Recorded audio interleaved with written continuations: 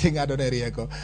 Nyaka gie sani weche mag dongruok mar piny Kenya ahinya weche mag affordable housing gi weche mag SHA kata okumba mar thieth ineno ka chalo nade. Gimomiyo apenji ma kopogore gi bedo ni in jal mang'ado rieko ne jatend piny gie sani nitiyo gi muluor Raila Odinga machiegni ahinya mosenindo kendo ne nitiere koda andika mang'eny manondiko mar rieyo kata chopo lek mar piny Kenya. Taparo ni mage gik ma samoro isumo ne jatend piny gi rieko ilidho ne gi rieko. Nyaka gie sani chenro mag dongruok mag SHA kaachiel kod affordable housing ni kama nade kaka jang'ad rieko ne jatend piny. Erokamano migosi George Bati. Weche mag dongruok moluwore gi affordable housing kaachiel kod SHA kata gima waluongo ni social health gin policies ma wasebedo kwa gombo mondo waket e yo maratero kabisa Kenya ka.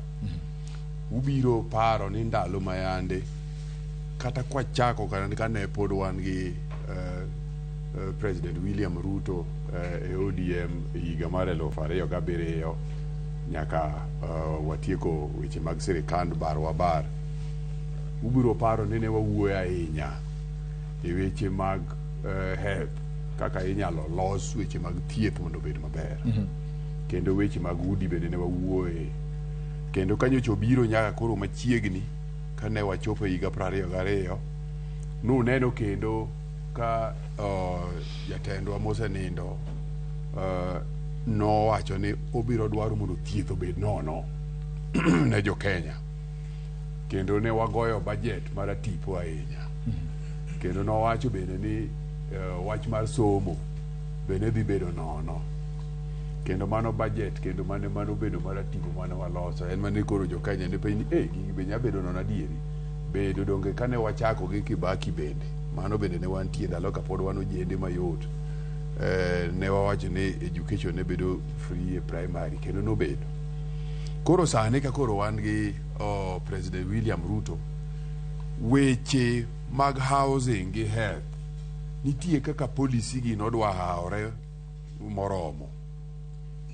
Koro miyo sani adwa wacho ni kaka oket weche mag social health sani enitiere kaka sirikal temo kabisa mondo Jokenya oyud thieth e yo makare.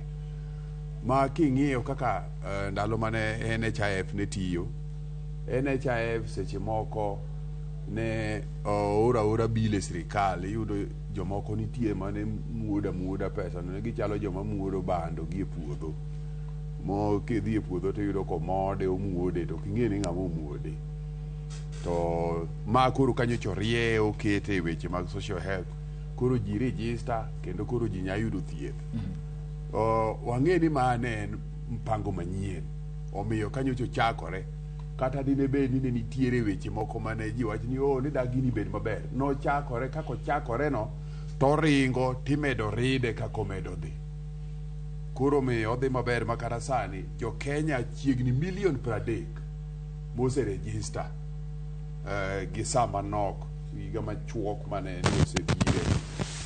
Kendo wayudo ni the health workers more e gwenge oseor wa health workers 1,107 to facilities kendo mo oketi e system gin facilities 10,277 and households yani udi ma ji odak e households nikech ot ka ot nitiere jonyuol nyithindo gi kaka ji odak nitiere udi machiegni 9 million masani ni e bwo SHA.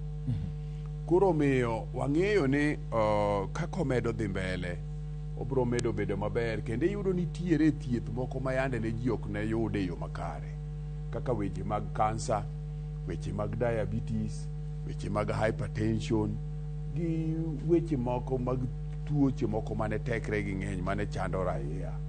Tiyudo ka sani sirikal chulo kendo gitimo ni screening.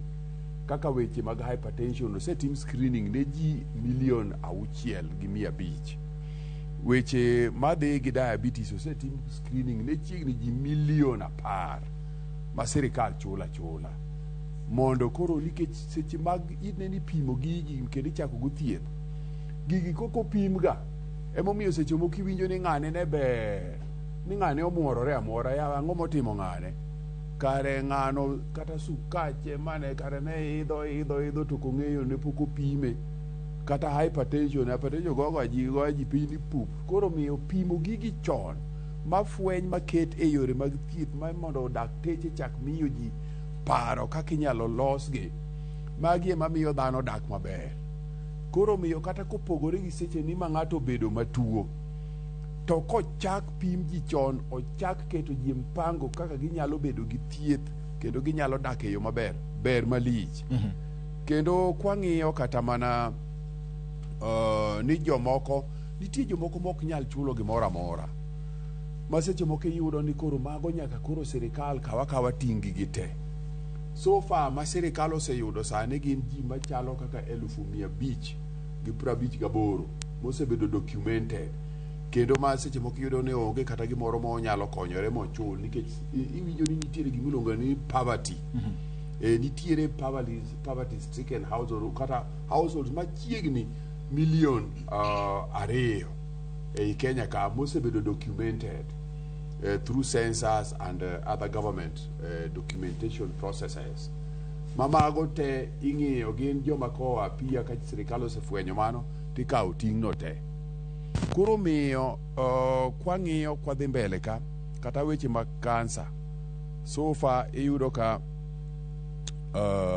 sirikal osetemo and kwadhi weche mag affordable housing bende wamule matin mondo